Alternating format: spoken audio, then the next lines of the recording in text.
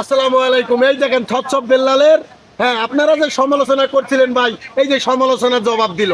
দেখেন কিভাবে সমালোচনার জবাব দিতে হয়। এই যে দেখেন দেখেন আপনাদের ওমর, আপনাদের জোয়েল ভাই কোথায় গেল আজ? কোথায়? এই ভাইরাল সাইমনের পাশে তো দাঁড়ালো না। একজন গেছে চায়না, আর একজন বসে বসে তো ভাইরাল সাইমনের কাছে গেল না।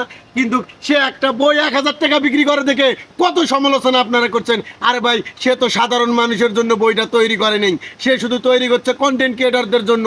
আজকে দেখেন, আজকে ভাই সাইমনের গিফট দেওয়া ফুল, সাইমনের 6টা ফুল গিফট দেওয়া ফুল সে 1 লক্ষ টাকা দিয়ে কিনে নিয়েছে।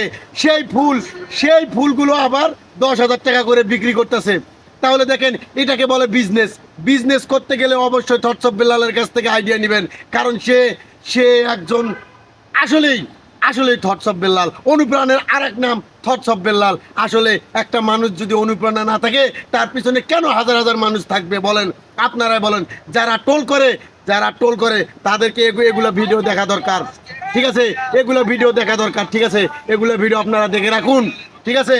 আর থটসব বেল্লালকে কখনো টল করবেন না, ঠিক আছে?